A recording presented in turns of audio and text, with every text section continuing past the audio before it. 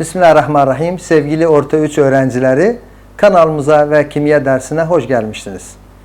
Bugünkü konumuz elektron dizilişi. Bakın, klor 17 atom elektron dizilişini yazınız. İçten dışarıya doğru enerji sıralama göre alt kelimesi var. Diğerinde temel kelimesi vardı. Alt ne demek? Yani birbirinin altında olur. Öyle kısacası birbirinin altında. Bakınız, bir ise kisenin altındadır. Kise kipenin altındadır. Böyle 3P en sonundur.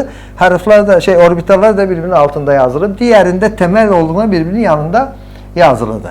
Buna da aynen bir örnek var ama bu örnekte bir baskı hatası var. Onu da düzeltleyelim. Alıştırma 1.7. Aşağıdaki atomlara elektron dizilişini yazınız. Aynen bunun gibi bir soru. Daha sonra temel. Bu temel yanlıştı. Bu temel yerine alt yazılması gerekir.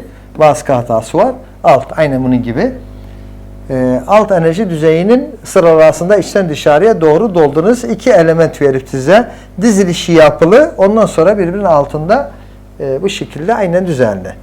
Geçelim başka soruya. Başka sayfaya. Efendim, bu notu biraz önce konuştuk. Hani dedik 20'den fazla. Sadece siz 20. Orta 3 olarak sadece 20 elektron sayısı gelecektir sizin için. Şimdi bu soruya bakalım. Örnek 1.6. Aşağıdaki elementlerin çekirdeğin etrafında her temel enerji düzeyinde yer alan elektron sayısı kaçtır? Her temelin elektron sayısını soracaktı. B harfini vermiş 5. Boronu 5 vermişti. Diziliş yapıldı. Dizilişi bildik zaten, aldık o yüzden. Ondan sonra bu birinci temeldi. Birinci temelde kaç elektron var? Diyor ki o da yazdığı 2 elektron var. Birinci temelde 2 elektron. Peki. 2 elektron, bu birinci. Yani bir ise 2 aldığı için 2 elektron var. İkinci temel, bak bu 2'di, bu 2'di, numaraya bakın. O zaman ikisi de ikinci temel sayılı. Sadece bu değil. İkisi de ikinci temel sayılı. 2 var. Bunda da 1 var. O zaman 3 elektron. Bakınız, ikinci temelde 3 elektron var. Neon, bu birinci temel. Kaç tane var? 2 elektron. İkinci temelde bakınız 6'dan 2 8 yapar. 8 elektron. Alıştırmaya gelelim. İsterseniz bunu çözelim. Alıştırma, helyum 2 elektron. Soruda verildi zaten. Bunu size göre ezberlemek gerek değil. Diziliş 1 ise 2. Birinci temel, sadece bir temel var. Bu birinci temel. Birinci temelde çözüm budur. Birinci temel enerji düzeyinde kısaltlama yazılan birinci temel enerji düzeyinde kaç elektron var? 2 elektron. 2 elektronun sembolü zaten budur. Diğeri nitrojen 7. Aynen burada çözümü yapıram. Hem dedik süs pis. Burada biter. 1 2, bu da 2'den başlar. 2 elektron alır, 2 elektron alır, 4 oldu. 7 olmak için kaça ihtiyacı var? 3. Şimdi 7 elektron paylaştı. Bu birincidi, bu ikincidi. Birincide kaç elektron var?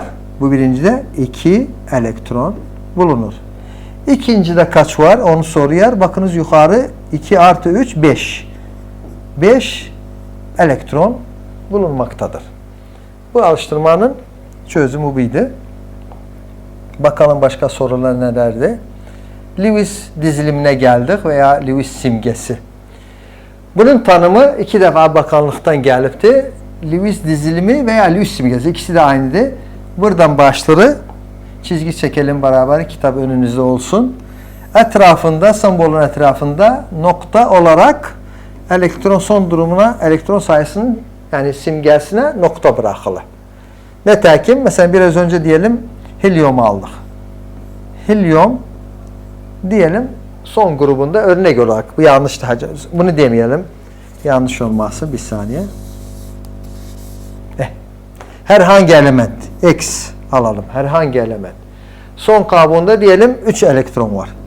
3 elektron bu şekilde olur. En son kabuğunda nokta olarak paylaşılır.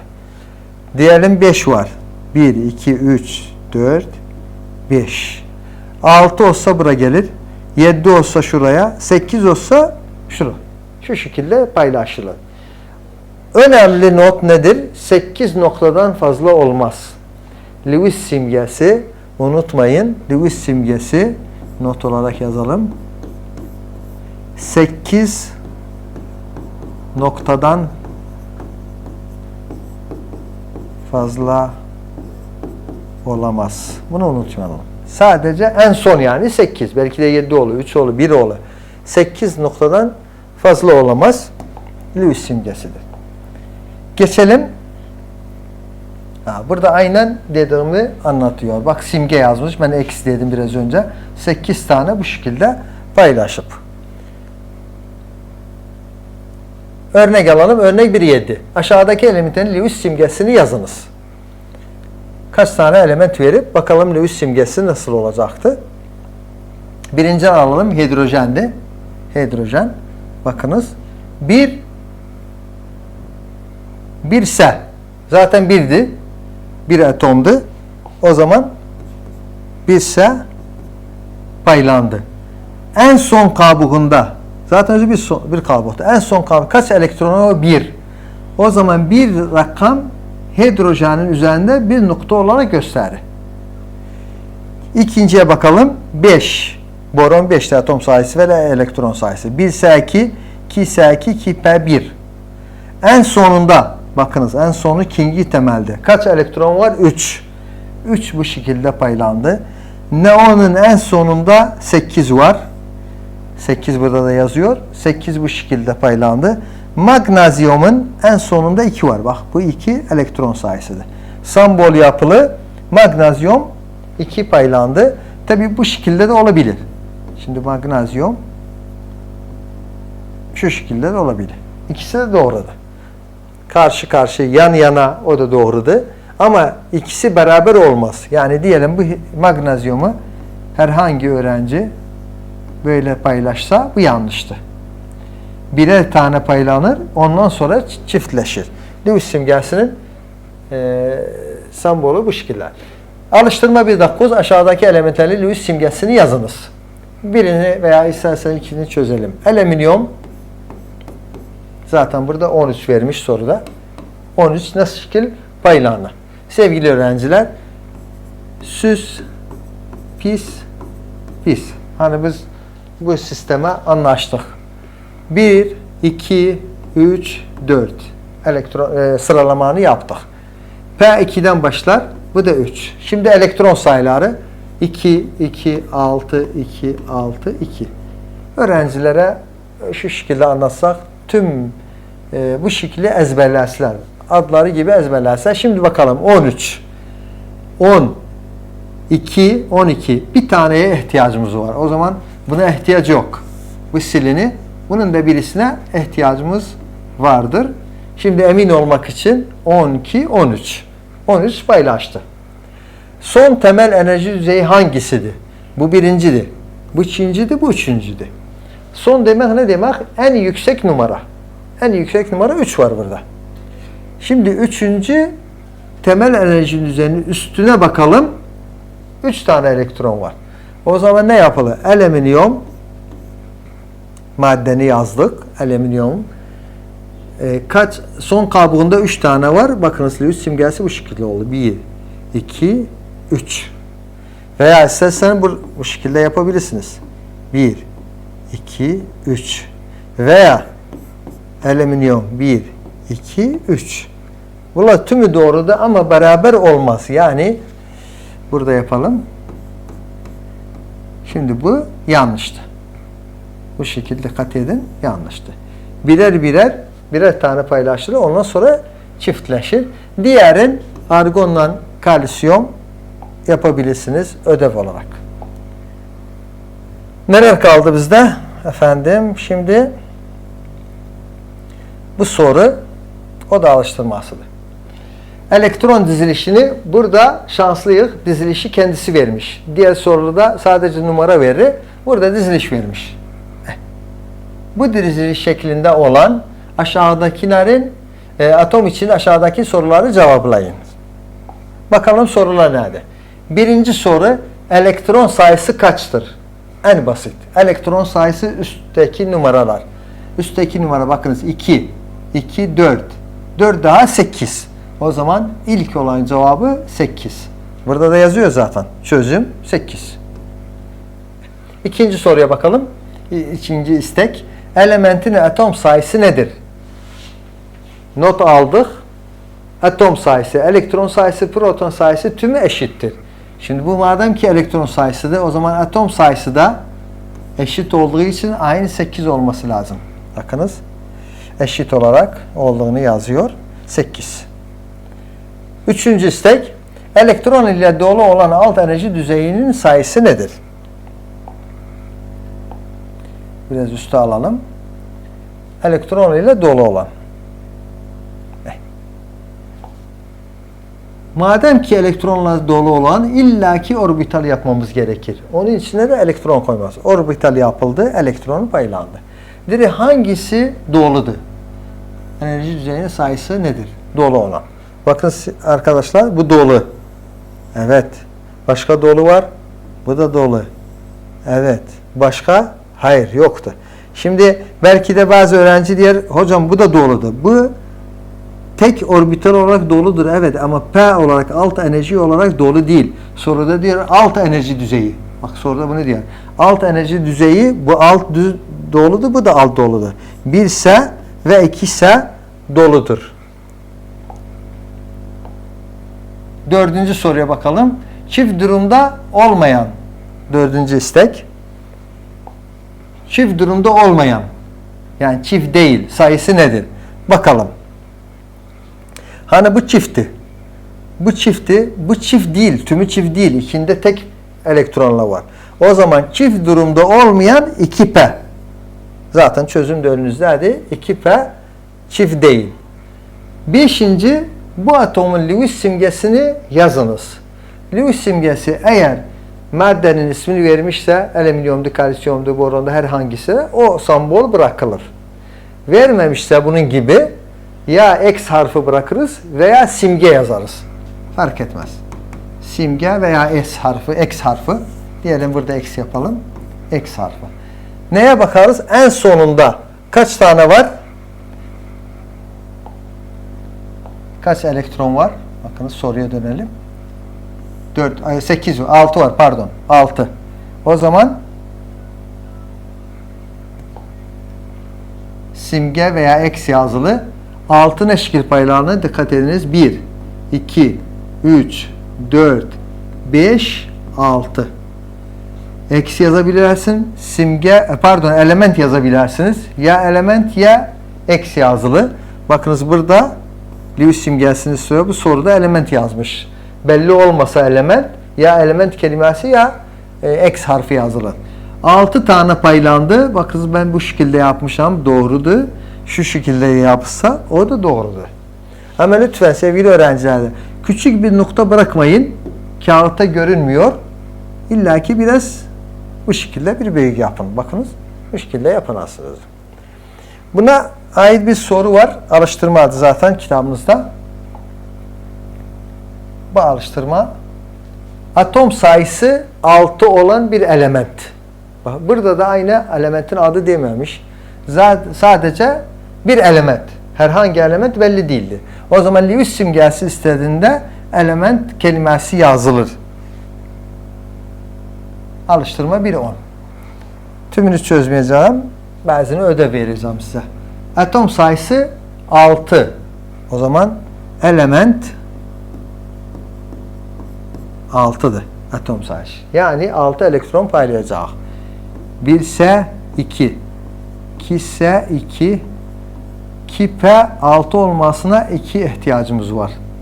Toplayın 6. Bu da 6. Bu şekilde düzüldü. Elektron dizilişini yazınız. Bu birinci yazıldı. Elektron ile dolu olan alt enerji düzeylerini sayınız. Nedir? Mecburen orbital yapmamız gerekir. Bu da orbital. Orbital olduğu zaman elektron paylaşırlar. 2 tane elektron. 2 tane elektron. Bakınız buraya 1, 2 yapıldı. elektron ile dolu olan alt enerji düzeyin sayısı. Bu doludur. Bu da doludur. O zaman alt enerji düzeyi 1 ise ve 2 ise bu ikisi doludur. Bu ikinci istek de yapıldı. 3'ten 4 isteği siz çözünüz. Bakalım neler kaldı diğer sorularda. Periyot ve grup, onları da açıklayalım. Bazen soru gelir, hangi grupta ve hangi periyotta bulunur. Buna göre kendimden soru vereceğim. Bakanlık sorusudur zaten. Soru